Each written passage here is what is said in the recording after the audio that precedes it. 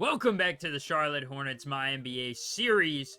Today, we are trying to recover from the disappointing end to the playoff series we had last episode. The Cavaliers just absolutely demolished us in that Game 6 matchup. Granted, LaMelo was injured. At the end of the day, he's healthy now. That's all that matters moving forward. He had a right hip injury, I believe it ended up being. And I just couldn't play with him in that game. I mean, some of you are probably going to be mad that I kept taking him out of the game.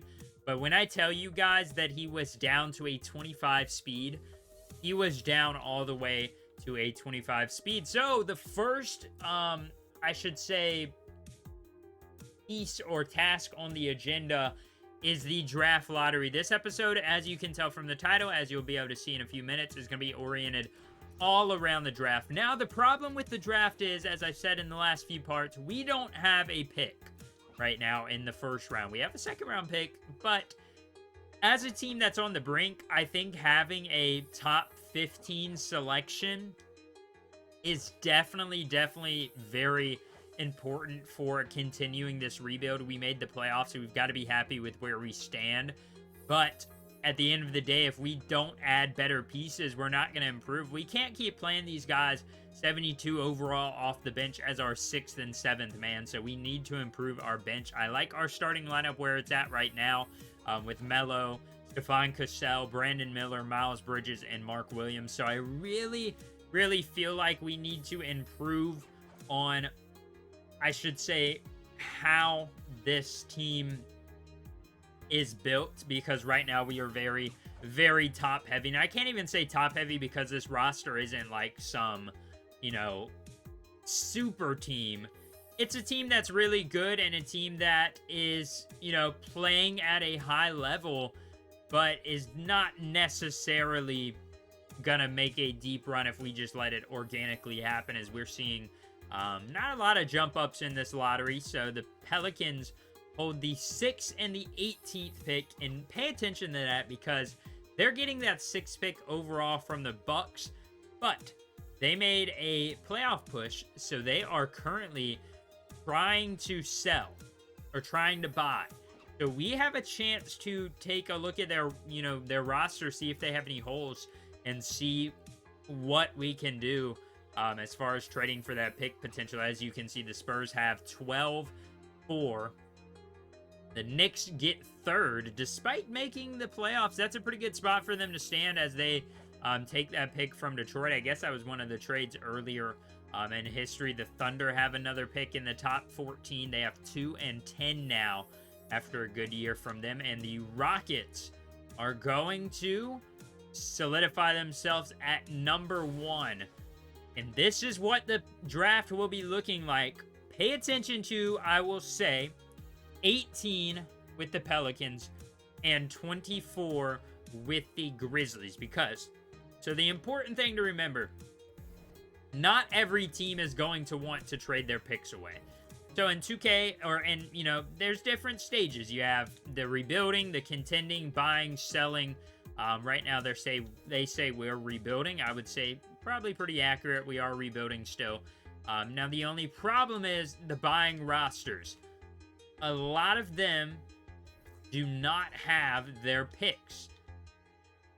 The one team that I found to have their selection still was the Pelicans. And I think it's pretty accurate that they would be willing to give up that trade because they have that 6th pick from Milwaukee. I believe that would be from the Drew Holiday trade a long time ago. Now we have to look, what could they use on this roster to get better? They've got a good point guard, situation. Dyson Daniels will be back. Jose Alvarado potentially will be back. If not, wouldn't mind him as our backup point guard there if we don't draft a guy. He can shoot the 3, and he can play really good defense, so be on the lookout for him. They also have Bronny James, so even more chance that Jose Alvarado won't be back. They could use a shooting guard, and we're willing to give up Cody Martin.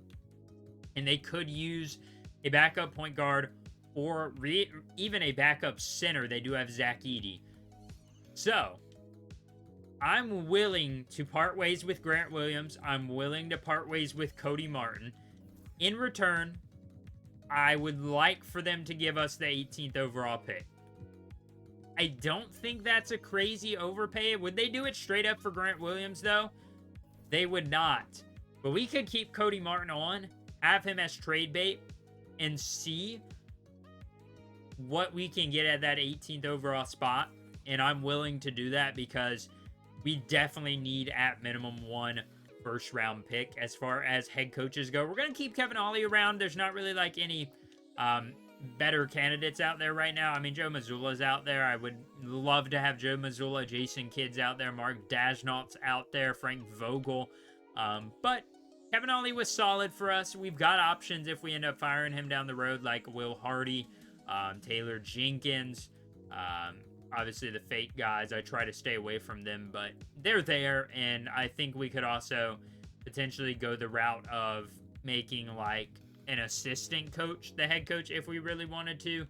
We do need to bring in a head scout, which can be somewhat difficult to find in certain situations, but I think we should be able to find a pretty decent one. Let's see. Sure, we'll go with Victor Roy. Hope he signs. Yeah, we're able to get Victor Roy in, and let's go ahead and bring in another domestic scout. We'll bring in Shane Sloan if he signs with us. Yeah, those aren't too interesting or too big. And now we have the Combine. So if we're going to go look at our roster, and this team does have a lot of holes, definitely need a backup point guard, but I think that's something we could solve by bringing in a Jose Alvarado type guy we were just looking at, or a veteran backup, but I'm not opposed to using the pick there. Shooting guard is going to be solid, I would say. We've got Cody Martin as that veteran presence. Cassell, obviously, starting next year. And I want to bring Trey Mann back. So, really right now, the main places I'm looking at is backup center, because Nick Richards definitely could be on the move. Backup power forward would be very nice. I'm fine with Bryce McGowan's there at backup small forward. So, backup point guard, backup small forward, backup power forward, backup center. Everything but shooting guard pretty much is where we're looking. As you can see, the point guards are pretty promising this draft. Not really tall. Not any of those, you know, absolute athletic specimens. But we've even got a guy who's 5'11" here. But you got some fast guys. Chris Palmer was that 6'5" guard. Don't know where he's going to fall as of right now. He's sitting around the 7th to 10 spot as far as projections go. Gabe Cole is there. Gerald Gilliard. He is a late projected guy. Let's see who shoots the best. Chris Palmer is there. As expected, he's probably one of the better guys in the draft. Jason O'Connor shot best standing from 15, moving from 15. Jason O'Connor looking pretty good. Danny Smith is there as well as Jameer Sparks. Some of these guys are the second round projected guys. Standing college 3, Jameer Sparks, I believe a second round pick. No, I guess he's like mid first round projected right now. Lance White is there as well. Standing NBA 3s is what matters the most, though, and Lance White the third is there, and he is showing off pretty well. 18 of 25. Moving is going to be Chris Palmer. Obviously, he's the best point guard in the draft, I would say. Let's see what shooting guards look like. This is what I really care about with shooting guards, is standing 3. Randolph Mercer is there. 20 of 25. I imagine he's going to be best. Yeah, he's best on both of those. Moving college 3, though, Norm Ferguson, a second round guy, is there. Yeah, so right now, I'm really leaning towards small forward, power forward, center. Like I said, we have a second round pick, so I won't definitely say, oh, we need to draft this position first and then take this position. Yeah, because we have the 26th pick in the second round, which is pretty doggone late. But if you ask me, I think it's still a pretty good spot to be in. As we can kind of look in our range, Lance White is there. He's going anywhere from early lottery or late lottery to second round. So that's a guy to look out for. Tom Manis is there. Not really interested in him. He's a little too short for my liking, I would say, for a point guard.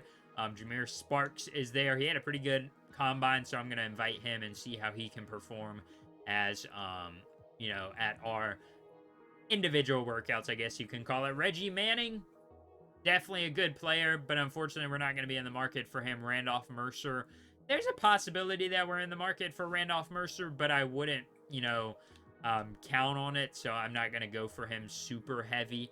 I do think he, though, is a really, really good potential player. Damon Reed is top 3 projected, 2, 3, and 3 there from the 3 different big board ranks. As far as in our range at the small forward position, Brevin Stanley is right in that area that we're going to be selecting potentially as a good small forward candidate there. As far as center goes, you've got these guys down here. Nobody like crazy, or power forward, I mean, I don't know why I said center. Nobody like crazy good right now in our range. I'm not really looking for a guy that can protect the rim at center position, so I'm kind of fine with going, or at power forward, I'm kind of fine with going for a center that can do that. Willard Bell looks like a stud. And before you guys say anything, I haven't edited these players other than their appearances. He's projected to go second round, 28th overall at the highest. And he looks like a stud. The best shooting center in the draft. Can't really do a whole lot much else outside of that, but he is 18 years old. And you've got to be happy with an 18-year-old being able to shoot at the level that he can do it. Dedrick Sims is down here as well, a guy out of Arkansas. And we don't desperately need like a center, but it, would be nice. Here's all the pre-draft workout slots or results. Interesting here. Randolph Mercer did a little bit worse there. Lance White III also did worse from 3 in his actual workout compared to the combine. But you got to understand it's probably going to be more nerve-wracking. Willard Bell is there for, very impressive. Maybe not the most athletic, but he's still fast.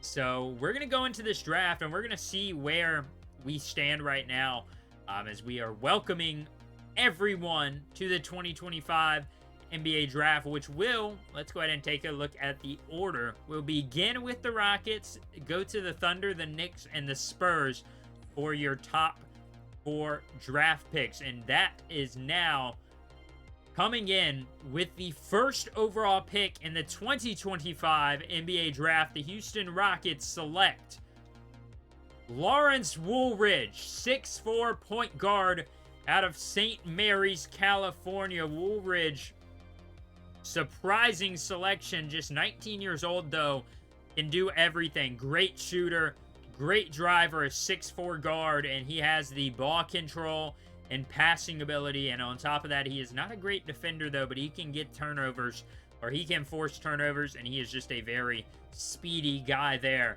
So the Rockets trying to call it a do-over right now from Fred VanVleet. So they're trying to bring in Woolridge to be that guard to guide the offense next to Jalen Green and all of them ever since Kevin Porter Jr. went away.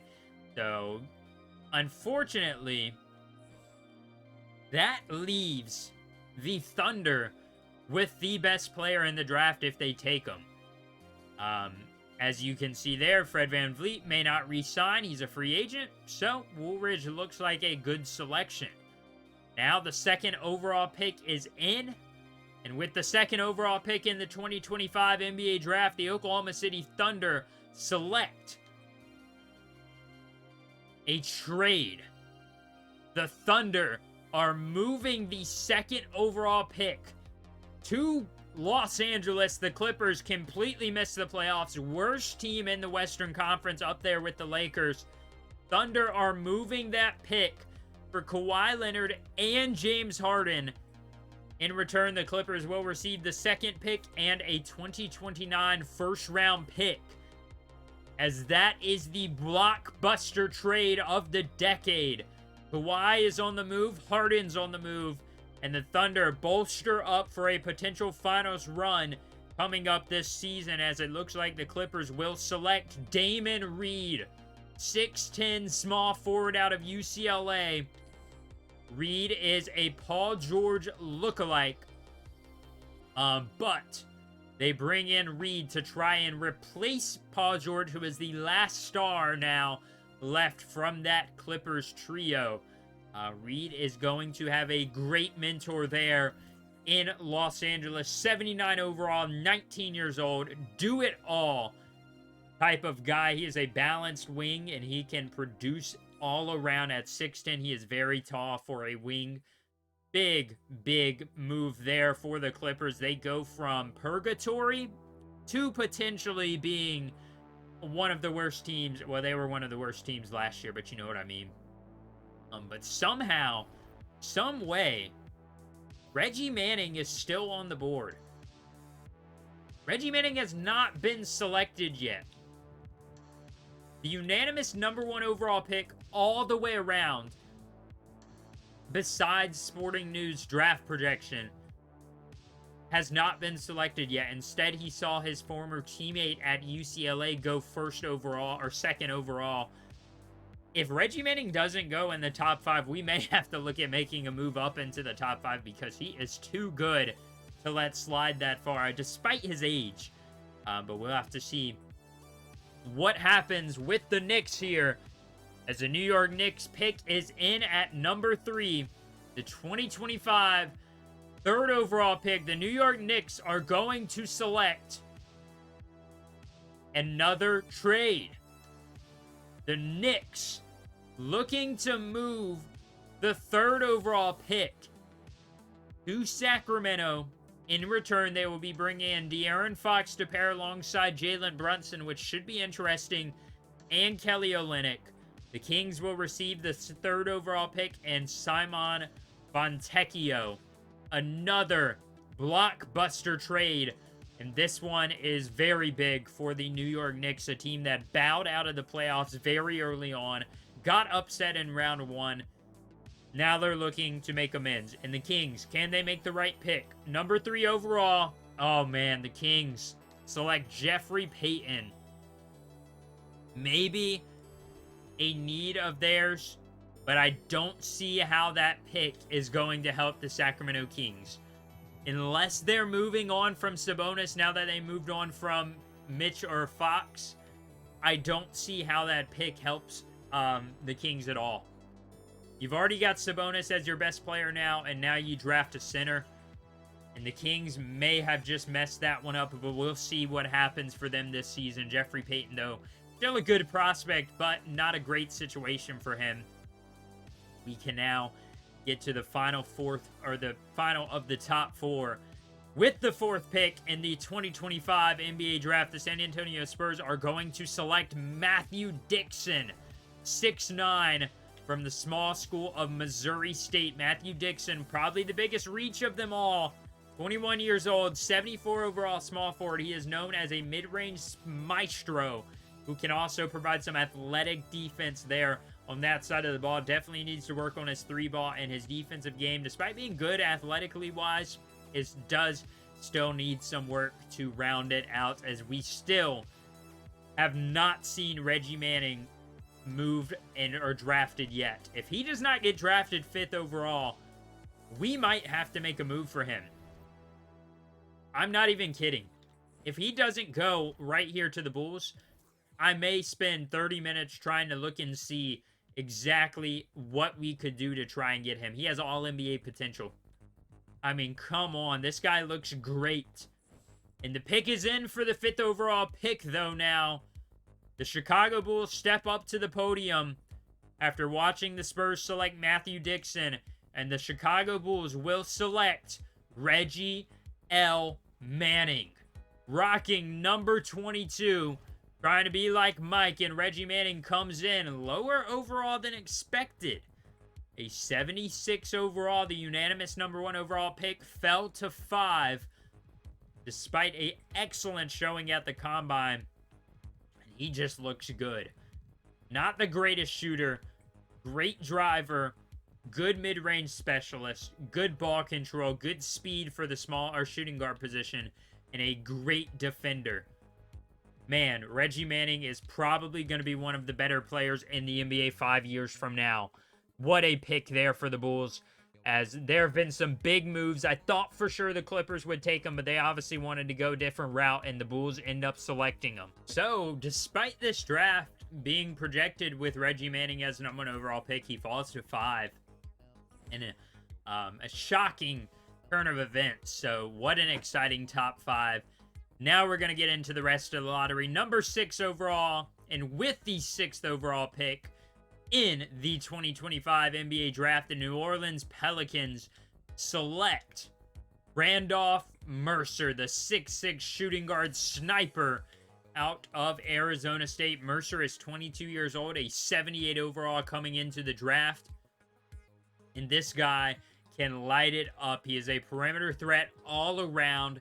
22 years old, maybe one of the older guys, and not terrible on defense. So he's definitely going to come in and help the Pelicans compete day one at that shooting guard position, especially alongside Dyson Daniels potentially running the point guard position with CJ McCollum getting older now, as we're going to move on.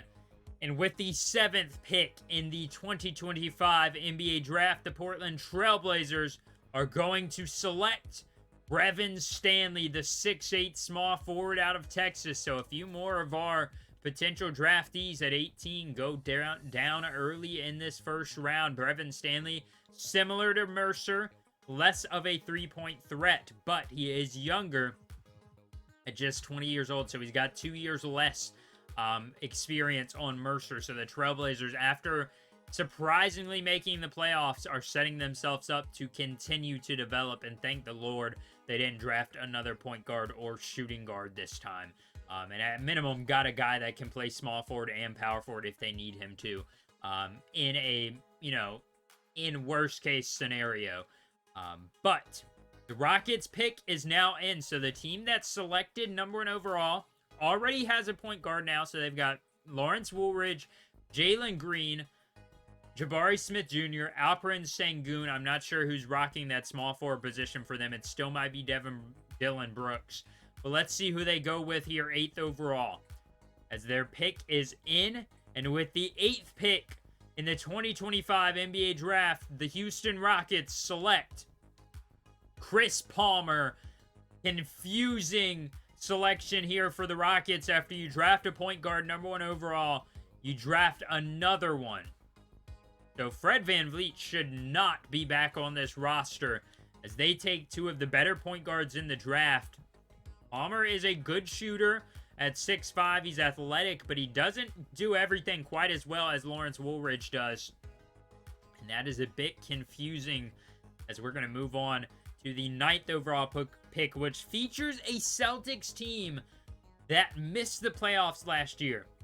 I mean, after going on a finals run and losing inevitably in this world, they missed the playoffs the year after, and now they have a top 10 pick. And with the 9th pick in the 2025 NBA draft, the Boston Celtics will select Gabe Cole to replace the aging Drew Holiday. They're going to bring in their new point guard of the future alongside Jaylen Brown and Jason Tatum, and Gabe Cole, a guy looks a lot like Peyton Pritchard, 6'2", 22 years old, so he's a veteran, so he can come in and probably contribute immediately. He is a decent defender. Just overall a good floor general, a good shooter. Exactly what they needed there, because they have Derek White to carry the defense, and Jaylen Brown and Jason Tatum as well. So not a bad selection there out of Kansas State for the Boston Celtics. Another Thunder pick coming up, as they will select 10th overall in the 2025 NBA draft, Argento Conti, the 6'8 prospect out of Italy. Conti is probably the rawest of all of these prospects, but look at that guy. He can fly. 90 driving dunk for Argento Conti coming in. The only problem is he can't do much else. He's got a good, okay defense. Slightly below average defense by a couple of points, but he can't do much else besides dunk. So they made a really good selection earlier, or made a good idea to trade earlier, so they're going to bring in a guy to sit behind Kawhi Leonard. Maybe he can be mentored by Kawhi and kind of make a bigger impact there. as we move on out of the top 10. 11th overall, the Brooklyn Nets are going to select probably their, replacement for Mikal Bridges if they don't plan on bringing him back. Yes, they go small forward. Donnell Erickson, 6'9", out of West Virginia, one of the teams that went pretty far in the Final Four this previous season for the Mountaineers. Erickson's a good shooter. At 20 years old, he's got some potential there. Can't really do much on defense. Definitely has to work on that, but he's got an 83 ball, a 77 driving layup, a good spot-up shooter who is athletic. So look for him to try and kind of mold this Nets roster into a rebuild era, because right now they're stuck in purgatory and they need to commit one way or the other. And they're far more likely to commit to a complete rebuild, or they should probably commit to a complete overhaul as far as competing goes. Now, as we move to number 12, the Spurs have another pick. At number 12, they are going to select Mirko Petrovic, 6'11" power forward out of Croatia, which marks their, their second pick, but they ended up trading the third pick, I believe, they traded the, I thought they had 3 picks. Oh, yeah, this is their second pick. They have another pick down here from us at 15. But Petrovic, spot-up shooter, 6'11", gonna pair nicely right beside Victor Wembanyama when he's on the floor, and, obviously fits that Spurs mold of being a foreign player. As we now slide down to number 13, where the Orlando Magic will select a point guard again, Jameer Sparks, a guy that had a really good combine, struggled in his personal workouts, but 77 overall at 13th selection is pretty doggone good if you ask me. A good defender, one of the better guarding defenders in the draft. Pretty impressive for the Magic, but they've got a lot of questions to answer with that pick, because look at this roster. They still have Jalen Suggs, Cole Anthony, and Anthony Black, who they just selected 6th overall last year. Crazy to see that, because they definitely should have not taken a point guard, but what are you going to do at this point? And the final lottery selection, the Atlanta Hawks are going to select Rudy Rodman, 7'2" center out of Ohio State. So they are probably going to be getting rid of Clint Capella, or they may have already gotten rid of Clint Capella in this world. But Rudy Rodman comes in, gives you that traditional rim protector, type of center, but he can spread the floor a little bit. He can definitely improve at just 21 years old. And that includes the lottery. Now, I'm not going to go and do this type of announcement for every pick, maybe just the more important ones, but we're going to go through every first round pick, I will say, at minimum. Just to, it's a fun video, and, it may be a little longer, but I think us being able to go through every first round pick will really get us more attached to these players as we get storylines going. Like, for example, the second overall pick, will the Thunder regret that? Damon Reed looks like he's going to be one of the better players in the draft or in the NBA in a few years. Will they regret going all in now? The Kings, why or how long will it be till they regret drafting a center this early on? Because it's not a question there of will they, it's a question of when will they, because I already know they will. It's a bad pick there, especially with Sabonis. But maybe that makes Sabonis eligible to be traded away. And he would definitely be an interesting target for the Hornets to look at if we're looking to make a big splash this offseason. And as I said, we're out of the lottery now, so we're going to kind of fly through these a little bit more. 15th overall, hoping it's none of the guys we want. The Spurs are back on the clock with what should have been our selection. They're going to take a center, a 7'1" guy out of UConn, Leo Thomas, to pair alongside as a backup with Victor Wembanyama. He doesn't have the shooting ability, but he's your traditional back to the basket center, so not necessarily a bad pick for them there as we get closer and closer to our selection. 16th overall, the Pacers are going to take Norm Ferguson from somewhere, Maryland Eastern Shore. Never heard of that university, but Ferguson is probably going to be the first ever out of that college to make the NBA, and at 18 years old, he did it in 1 year. Good shooter, mid-range threat, and just a good all-around prospect, one of the younger guys in the draft who's a solid defender. Can't really ask for more at the 16th overall pick, especially from a team that made a Eastern Conference Finals run 2 years in a row. They just need guys that could potentially be good at some point down the road. They don't necessarily need help right now because their roster's kind of already built. As 17th overall, we will see the Jazz select Tom Manis. So they go with the 6'2 guard out of Michigan. And we are now on the clock. I assume we're going to have some trade offers. I'll entertain them. I'm definitely not looking to make a move. But, yeah, I mean, we could go in. We could get somebody. AJ Green. Yeah, nothing too crazy. I mean, Simon Fontecchio is pretty doggone good in this game, and he's on a good contract. A Precious Achua could be interesting, but he's kind of shorter. I like my centers to be a little bit taller, but we made a move for this pick. Trust me, we are going to use it. Right now, Jalen Green is left. He has Hall of Fame potential. He is projected to go well before this at 12, 9, or 8. But the thing about him is he can't really shoot. And we don't need another guy that can't shoot. We have Stefan Cassell. So we definitely need to prioritize a guy that can shoot. As we get a look around the league or around the rest of the draft, let's see where everybody stands. I'm just trying to see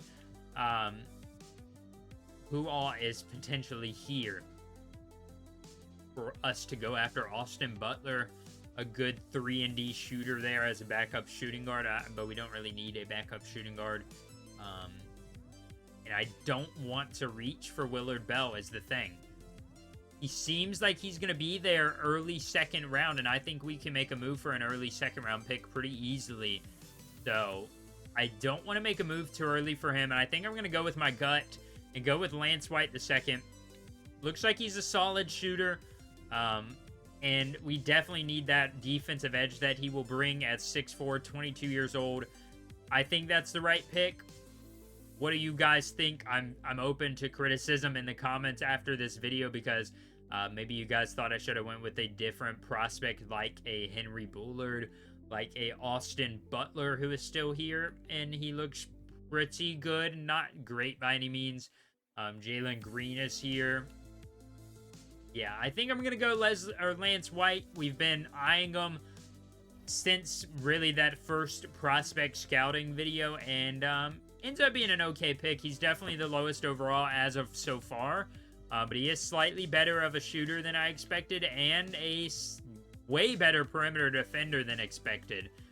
So I don't see how that's not a win. He ended up being better on both fronts than we expected, as we're going to be followed up by the 76ers selecting Lionel Montgomery, as we're going to fly through these last few selections. He's a 75 overall. Didn't really have him on our radar too much. The Bulls are going to select Max Townsend, who is probably a pretty high overall. That guy was, you know, a top projected pick. Yeah, he's a 75 overall as well. So we're just going to be remembered as a team that took a bust at this point, unless Lance White turns out being good. Jalen Green, don't feel bad about that. He was only a 71, and yeah, he has a terrible 3-ball. At least Stefan Cassell can hit the 3 when he's definitely open. That guy will not be able to hit the 3.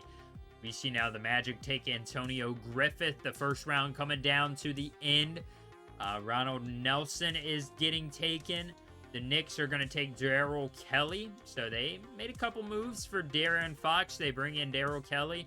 Pasike Siski out of Hungary is going to go to Oklahoma City. The Nets are going to select Danny Smith. The Jazz will select Henry Bullard. 29th overall. The Clippers will trade their pick for Rui Hachimura. So the Lakers want to get in the first round here really late in the round, though, and they're going to select Irving McNeil. Interesting move to take a guy at center when you have Anthony Davis, but 75 overall, not bad. And the Mavericks finally will select Brett Levens Jr. out of Dayton. Now, I want to find whoever has the first pick in the second round. Let's see what type of trades I would have to make. I'm not giving up a first round pick. But